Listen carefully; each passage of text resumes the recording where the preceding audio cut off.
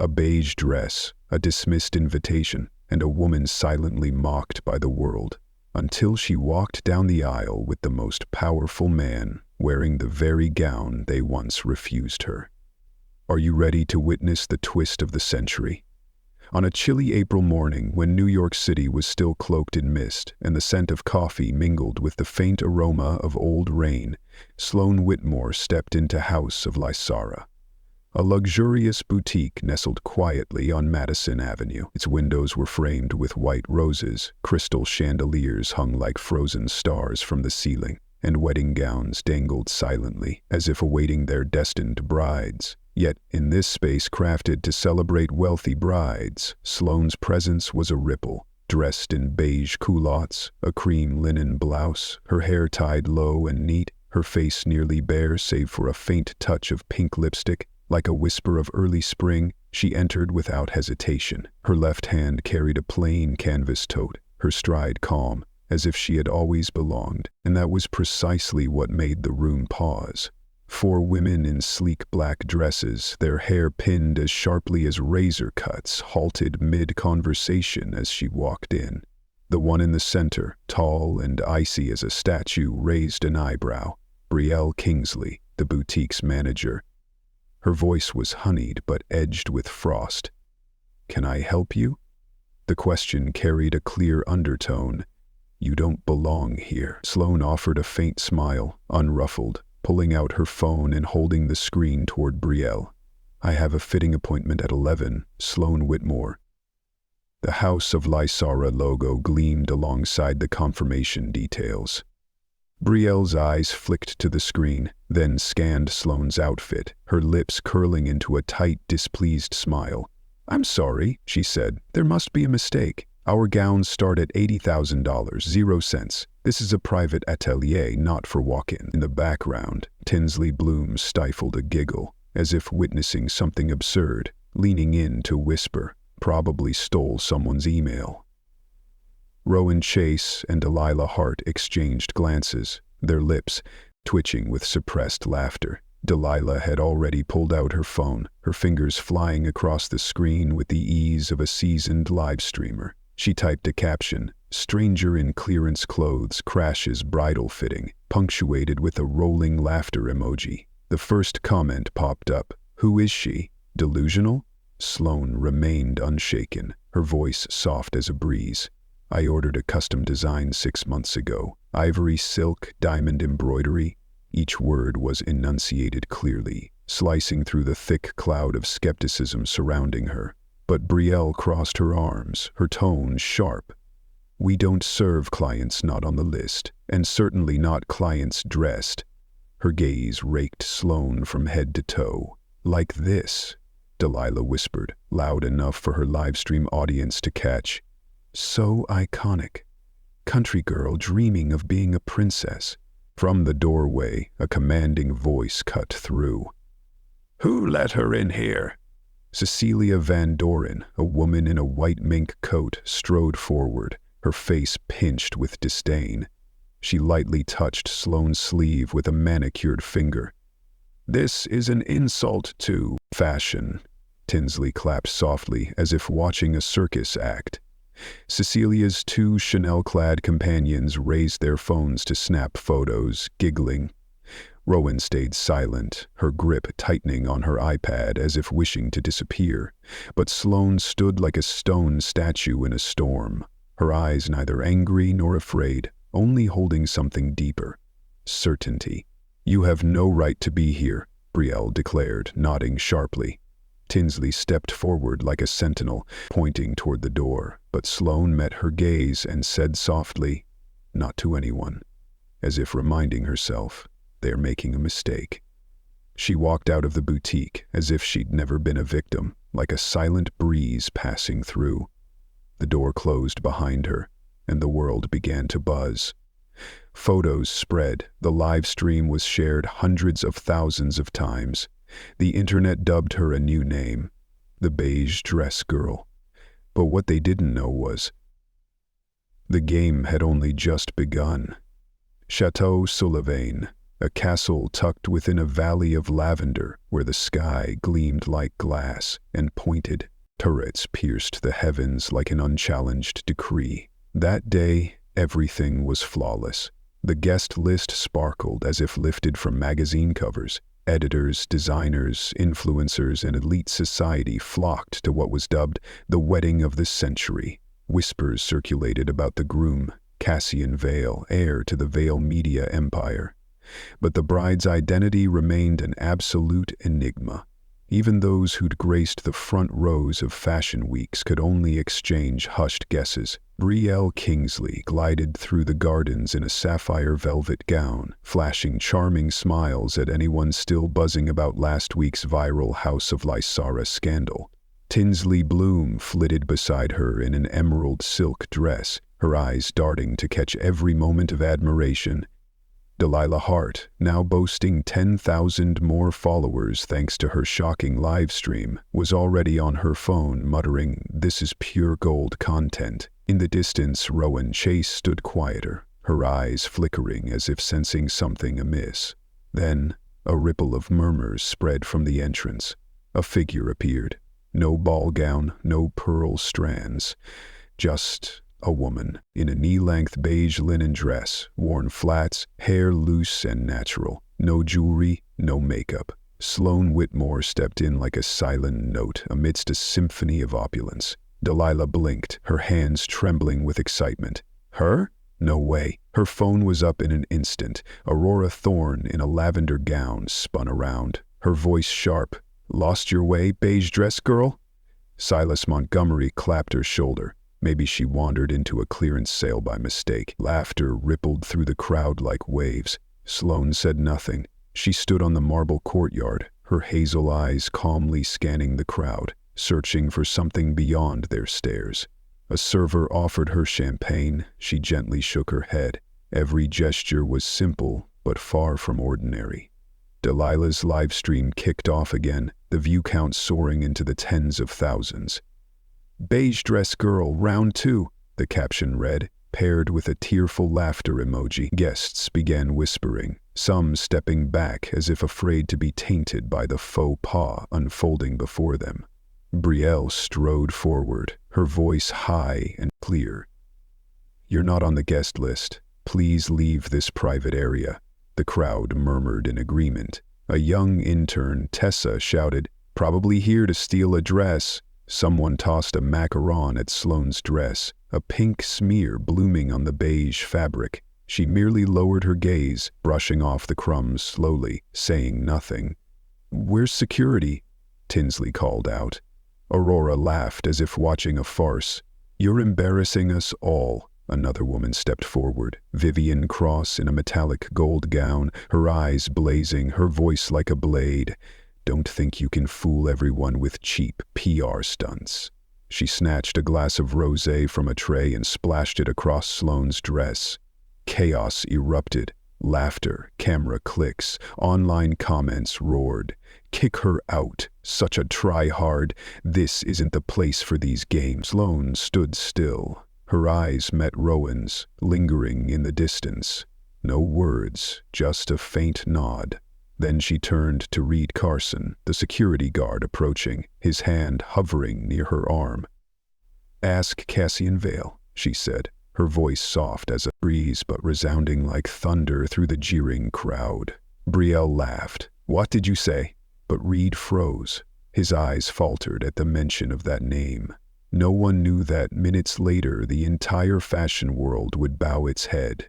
For now they saw only a plain girl, her dress stained, standing in $100 million castle, daring to utter the name of a man they wouldn't even approach. The doors of Chateau Sullivan's grand hall stood slightly ajar, as if guarding one final secret before the world inside erupted. Beneath the soaring vaulted ceiling, adorned with gold leaf angels, candlelight shimmered off crystal glasses and the silken trails of elegant guests. But no one paid heed to the splendor. All eyes were fixed on the void, where the bride had yet to appear. Cassian Vale stood alone at the altar, his black tuxedo tailored to perfection, like the armor of an emperor. His gaze sought no approval, only stared forward, as if awaiting a storm. The guests' seats grew heavy with curiosity. Whispers spread like wildfire. "Where is she? Cancelled wedding? She's not coming, is she?" Delilah hard tapped her phone screen, poised to type a caption. "Bride vanishes at the wedding of the century."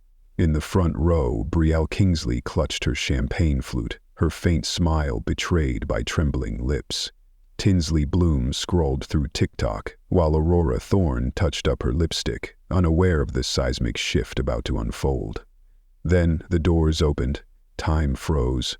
From the threshold, Sloan Whitmore stepped forward, not in the simple beige dress once mocked. She wore a wedding gown that flowed like an ivory cascade, the very ivory silk and diamond-embroidered dress she'd been denied at House of Lysara. The bodice hugged her form just enough to accentuate her grace, the train trailing behind like a noble whisper. Her hair was swept into an elegant updo, adorned with a single diamond clip that gleamed like a crown of her own making. No introduction, no music, no shower of petals, only her footsteps gliding across the granite floor, burying every prejudice under the weight of her gaze. And beside her, Cassian Vale. He stepped forward, taking her hand gently, as if they'd done this 1,000,000 times. He didn't need to hold her tightly. The world was already encapsulated in that moment. Delilah was so stunned she forgot to end her live stream. The screen showed over 200,000 viewers, the number climbing uncontrollably.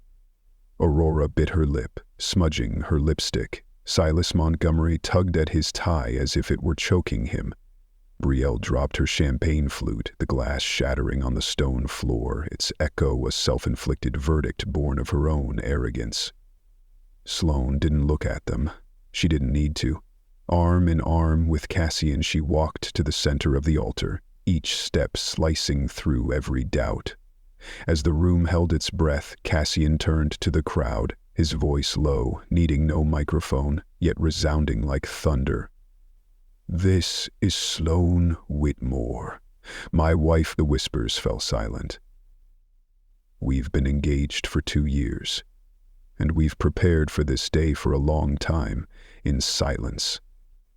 Not because she's weak, but because she's stronger than anyone in this room." He turned to her, still holding her hand. "She's also the founder and CEO of Vera, the brand you're all wearing, live streaming and praising, without ever knowing that the woman behind it is the same one you mocked." A sharp gasp echoed from a corner. Someone dropped their phone. Another gripped their glass so tightly it cracked. Sloan said nothing.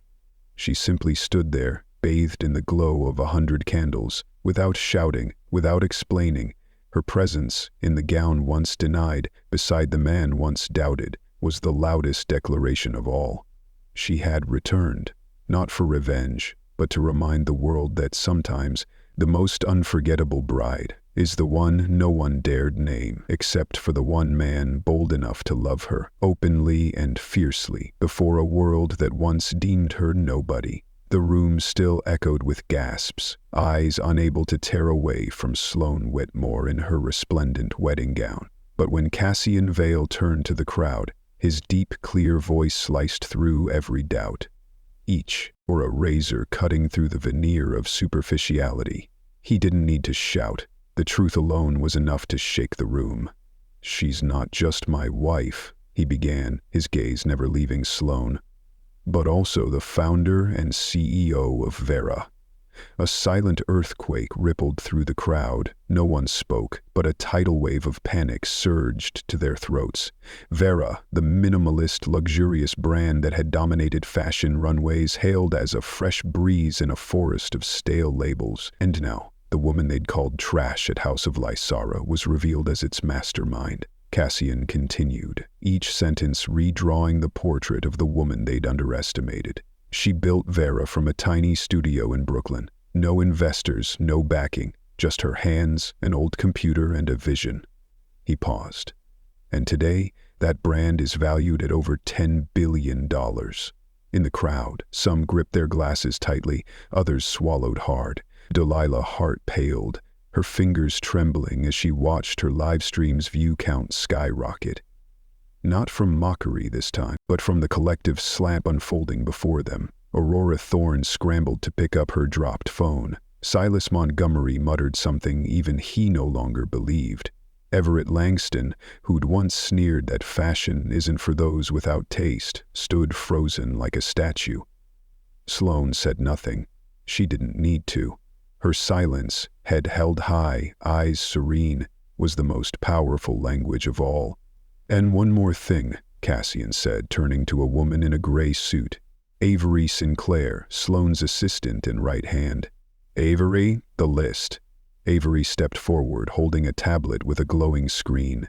Her voice was sharp as steel. "Brielle Kingsley, Tinsley Bloom, Delilah Hart, Aurora Thorne, Silas Montgomery, Vivian Cross, you are recorded as having directly or indirectly insulted, defamed, and humiliated Sloan Whitmore at House of Lysara and at today's event." A wave of shock broke into stifled cries. Reed Carson, the black-clad security guard, approached each named individual quietly. No force was needed. Their identities were verdict enough. Brielle lashed out. "I built Claire DeLone. She can't. Sloan is the new owner of House of Lysara." Cassian cut in, his voice cold as falling snow. "The deal closed yesterday, and she has full authority." Brielle screamed in desperation as she was escorted out, her sapphire gown catching on a table leg and tearing. Camera flashes lit up like the first snow. Delilah fumbled to end her live stream, but it was too late. 800,000 people watched her being led away. Tinsley collapsed. Aurora whispered, "Impossible," but her feet were dragged along in silence. Vivienne Cross, no matter her influence, couldn't resist as she was ushered from Chateau Sullivan, her golden silk gown snagging on a rose trellis, leaving behind a crowd too stunned to defend her. Cassian surveyed the room one final time. "You all judged her by her clothes, not her character. By an invitation, not her heart, and you were wrong." No applause followed, no rebuttals. Only a crushing truth descended. They had mocked the wrong woman, and the one standing silently at the altar was rewriting the rules of the game. The silence following Cassian Vale's declaration wasn't reverence, it was aftershock. The names just called out of the ceremony had plummeted from the heights of glamour, crashing into the harsh reality below. No more stage lights, no more likes, no more cheering crowds behind screens, only the lingering echo of a collective mistake, broadcast live for the world to witness. Brielle Kingsley screamed as Reed Carson escorted her out, her dress dragging, heels clattering on the marble floor. "I am House of Lysara. I built it." But no one answered. On a reporter's screen near the gate, a headline flashed: "House of Lysara manager sacked by mystery bride." Brielle's mascara-streaked face, twisted with rage, was already being memed. Tinsley Bloom collapsed just beyond the main doors. She kicked off her heels on the grass, chasing after Brielle in desperation, her emerald gown fluttering like a wilted petal. The jeers that once fueled her were now silent. All eyes had turned to Sloan Whitmore, as if she were the axis of a galaxy that had just reversed its spin. Delilah Hart scrambled to stop her live stream, but the view count had surged past 800,000. Another guard gently took the phone from her hand. "No, wait," she whispered. "I was just showing the truth." But the truth she'd once mocked was now a mirror exposing her own heart. Aurora Thorne didn't scream. She stood frozen, clutching her silver sequined clutch as if it were the last tether to her elite status. When asked to leave, she turned, taking slow steps as if walking through the funeral of her own reputation. Silas Montgomery muttered, "I didn't know. I was just joking." But every word he'd uttered on the live stream, every snide comment, every edited clip, was now biting back at his throat. Vivian Cross, cold and sharp in her metallic gold gown, was the last to resist. "You can't do this to me. I have shares, influence, a network." She spun to leave, but her dress caught on a rosebush, a small tug yet enough to halt her entirely. A rose snapped, the gown tore, and her bracelets clattered too, the ground like the shards of a broken crown. Inside Chateau Sullivan, the room remained hushed. No one dared meet Sloan Whitmore's gaze, except Rowan Chase, standing in the back, eyes brimming, as if finally grasping a truth greater than any apology. Cassian surveyed the room slowly. You weren't removed for your fame or followers. You were removed for the contempt you showed a woman just because she didn't fit your mold. At the far end of the aisle, Avery Sinclair received a notification on her tablet.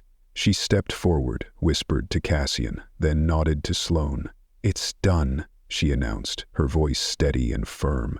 "House of Lysara is now officially under Vela's ownership." No applause followed. None was needed. This wasn't a celebration. It was an indictment, and the cost of their disdain was the collapse of those who once thought themselves above others. As the gates slammed shut behind Vivienne, the paparazzi's flashes lit her pale face like autopsy lights, and from the crowd a whisper rose. She insulted the wrong person.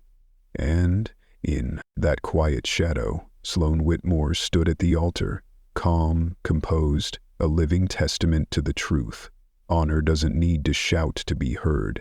It only needs to stand still and let the world bow on its own. The grand hall of Chateau Sullivan seemed to suspend time itself.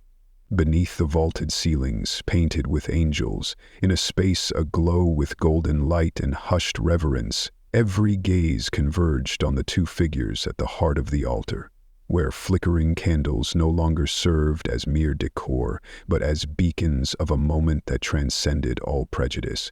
Sloan Whitmore stood beside Cassian Vale, not merely as a bride, but as a declaration. Her wedding gown, ivory silk adorned with diamonds, shimmered in the candlelight like a lake reflecting stars. Yet it wasn't the gown that held the room captive. It was her presence, calm, serene, as if she herself were blessing the ceremony. Father Ellis Whitmore, in silver-white robes, approached with solemn grace. His voice, soft yet commanding, rang like a morning bell. Today, under the sky of truth and in the light of loyalty, we witness a union not only of two souls, but of two icons. As Sloan turned to Cassian, her hand rested on his as if it had always belonged there, across lifetimes. "I choose you," she said, no word wasted, "not for your wealth or power, but because you were the first to see me, when I was still no one." Cassian looked at her like a man who'd found home after a lifetime of wandering. "I choose you," he replied, "because in a noisy world you are quiet, in a place full of pretense. You are real, and you make everything I've built finally mean something." They exchanged rings. No applause, no cheers, only the soft breaths of those witnessing something greater than love equality. A nod from Father Ellis, then his proclamation. "From this day, under the sun and before humanity, you are husband and wife." Their first kiss, light as mist, steadfast as a mountain. Unshowy, unscripted, just two people meeting in absolute respect. The reception unfolded in the castle's rear garden, where lanterns hung like stars brought to earth. An orchestra played ancient love songs, and those who'd once stayed silent now found no words left to speak. Delilah Hart, her phone confiscated, sat quietly, her eyes dry and distant. Rowan Chase lingered by the water table, clutching the pearls around her neck, watching Sloan dance with a weightless gaze. Cassian led Sloan to the dance floor, his hand resting on her back like a story already written. The lights caught her gown, making it seem woven from moonlight. Each step they took was a wordless affirmation. They hadn't come to please anyone. They'd come to remind the world that true love doesn't need display, it only needs to be lived rightly. Avery Sinclair approached softly, whispering in Sloan's ear. "All paperwork is finalized. House of Lysara is now fully merged with Vera. The press is calling you the revolutionary icon of a new fashion era." Sloan gave a faint smile. "Good, then let's not disappoint them." That night, as others danced, laughed, and snapped photos, Sloan and Cassian quietly slipped away from the crowd. They stood at the garden's edge, where the castle's bell tower gleamed in the moonlight and the breeze carried the scent of lavender fields. He gently tucked a strand of hair behind her cheek. "You changed the game tonight," he whispered. She met his eyes, her gaze warm and deep as the ocean. "No," she replied. "We did. Together." In that moment, no one was a billionaire. No one was a CEO. They were just two people who'd faced trials, been judged, been dismissed, yet chose to love each other, to stand side by side. And that was the most beautiful vow of all. As night fell over the gardens of Chateau Solivain, the lanterns swayed gently above like artificial stars, drifting in the breeze. The guests gradually retreated from the heart of the reception, leaving an empty space amid soft music and scattered laughter. At the fountain's edge, where the faint glow of stone lamps cast a quiet confession, Rowan Chase stood alone. Her black lace gown still shimmered, but her eyes held a winter's worth of melancholy. She didn't approach anyone, didn't call out. She just stood there, waiting. Not everyone gets a chance at forgiveness, and she knew no one owed her that. But then, from the marble corridor, Sloan Whitmore appeared. No entourage, no halo of glory, no introduction. Only her presence, quiet and weighty, like moonlight, illuminating without wounding. Rowan looked up, her eyes brimmed with tears, not of fear or regret anymore, but of someone who'd seen too late and didn't know if there was still time to speak. "I'm sorry," she said, her voice trembling, as if the breeze might carry it away. I really didn't know who you were." Sloan didn't respond immediately. She simply approached, sitting slowly beside Rowan, her hands resting on her lap, her wedding gown spreading like a thin veil of mist over the stone bench. "Sometimes," Sloan began, her voice low and gentle, "we don't need to know who someone is to treat them with kindness." Rowan bowed her head, tears falling uncontrollably. She hadn't live-streamed, she hadn't mocked, but she also hadn't spoken up, hadn't defended, hadn't stepped forward. And that silence, while others were humiliated, was the most mournful complicity of all. Sloan touched her hand lightly, a gesture not of reprimand or punishment, but of revival. "Vera is launching its first bridal line," she said. "We need a face, not for promotion, but to tell a story of courage and redemption." Rowan blinked. "You mean me?" Sloan nodded, not smiling, but her gaze warm. "You were the first to apologize when no one forced you to. You saw me when no one else would look." In that moment, a faint sound arose, a small harmony between two women who'd once stood on opposing sides. Not applause, but a sigh of relief.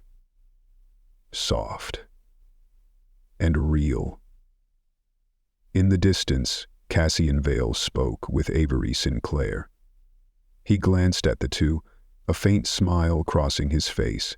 He knew Sloan's revolution wasn't in owning House of Lysara or leading fashion. It was in her willingness to extend a hand, even to those who'd turned their backs.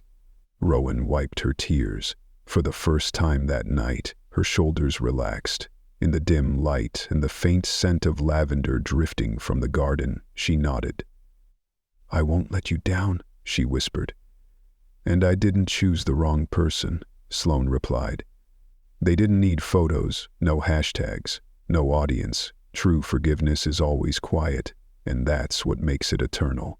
That night, as the reception echoed with gentle melodies, a new chapter of Vera took shape, not through glamour, but through a kind glance offered at the right moment. A girl who'd once stayed silent became the face of amends made with grace, and a woman once ridiculed emerged as a symbol of the belief that everyone deserves a second chance, if they're brave enough to ask for it with sincerity. On the white stone balcony of Chateau Solivain, as the final notes of music dissolved into the breeze and a full moon hung perfectly in the sky, Sloan Whitmore and Cassian Vale stood side by side, no longer just bride and groom, but two souls who had emerged from the margins of their own story. Below them, the garden still glimmered with lanterns, candles still burned, but the whispers and skeptical glances had faded.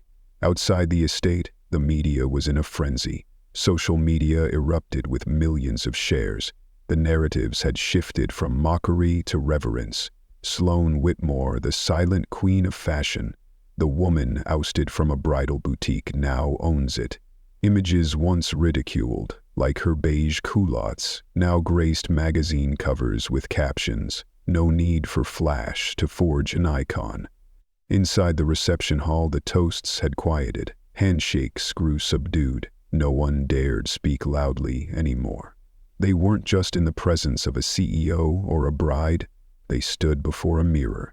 When invited to address the press, Sloan didn't take a lofty stage. She chose to stand on the stone pathway where her eyes met others at their level. "This isn't about revenge," she began, her voice low and clear, resonating, as if the night itself were listening.